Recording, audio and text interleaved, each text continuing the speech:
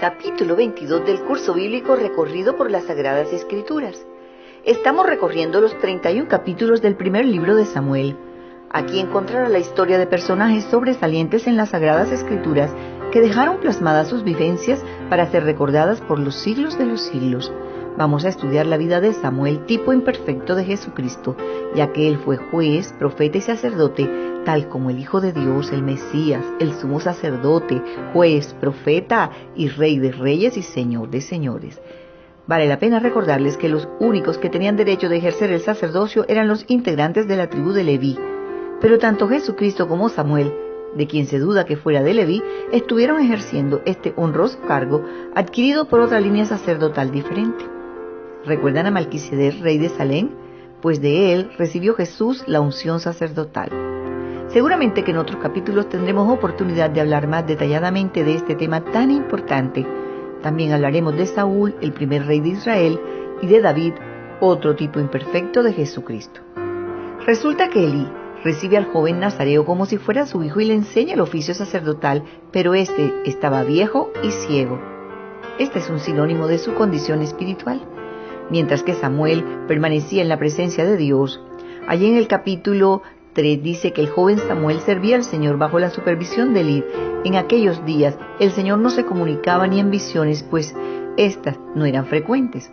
Un día, mientras Elí reposaba en sus aposentos, pues tenía la vista cansada y casi no veía, y Samuel dormía en el santuario donde estaba el arca de Dios y la lámpara de Dios aún no se apagaba, el Señor llamó a Samuel y él respondió: «Aquí estoy, Señor». Samuel pensaba que era Elí quien le llamaba, pero el sacerdote, viendo que era Dios quien quería hablar con él, le dijo que escuchara su voz, sin sospecharse que esa era la sentencia de lo que hablaría Dios con Samuel. Cuando él le contó, supo que el Señor había decretado su fin. Siendo ya adulto, Samuel es constituido juez de Israel y, pasados muchos años, él le cede el cargo a sus hijos. Pero estos no eran como su padre, y los israelitas no lo quisieron como juez, y es entonces cuando rechazaron el gobierno de los jueces y el gobierno de Samuel y sus hijos, y exigen a Dios que les nombre un rey. Sale Samuel a cumplir con su misión de escoger el rey para Israel, y ve a un hombre tan alto y hermoso que sobresalía entre todos sus compañeros, y averiguó quién era. Tal como lo dice el capítulo 9. Había un benjaminita muy valiente que se llamaba Cis, hijo de Abiel. Era descendiente en línea directa de Zeror, Becorat y Afía.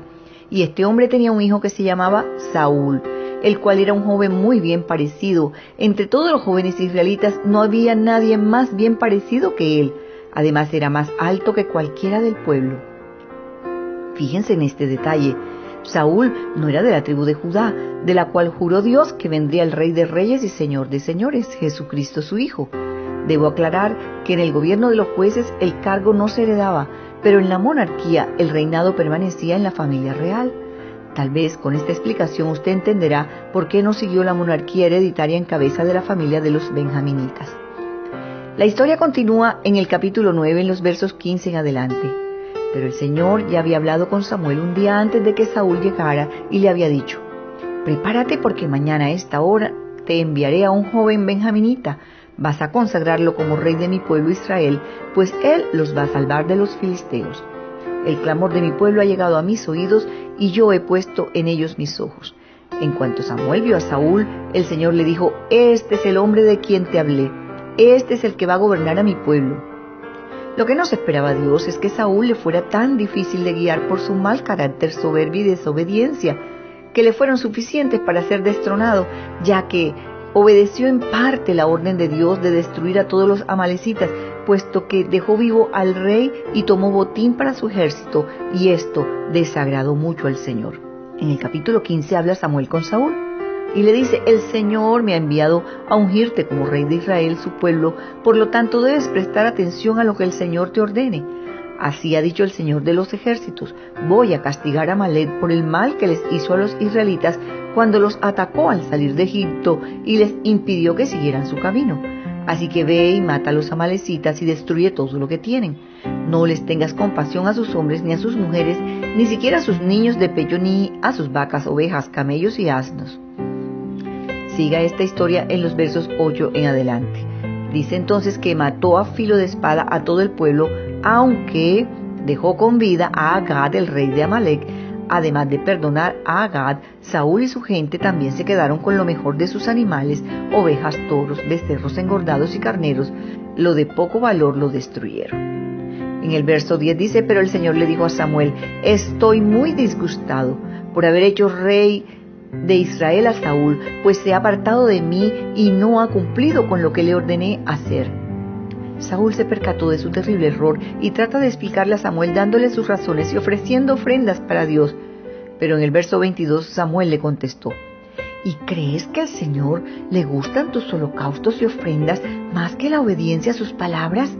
Entiende que obedecer al Señor es mejor que ofrecer sacrificios, y que escucharlo con atención es mejor que ofrecerle la grasa de los carneros. Ser rebelde es lo mismo que practicar la adivinación, o ser obstinado es lo mismo que ser idólatra. Puesto que tú no tomaste en cuenta lo que el Señor te ordenó, y tampoco Él te toma en cuenta como rey de Israel. ¡Qué lección tan grande para los desobedientes y rebeldes! Definitivamente es mejor obedecer a Dios, no sea que les pase como Saúl, que lo perdió todo, absolutamente todo. La obra de Dios no culmina cuando un hombre desecha su palabra y es desobediente a sus mandatos, sino que al contrario, Él levanta a otro que ocupe el lugar del rebelde y desobediente, tal como le ocurrió a Saúl, quien siguió siendo rey, pero a sabiendas de que ya no contaba con el favor de Dios y que Samuel ya había salido a buscar quién sería el próximo rey de Israel.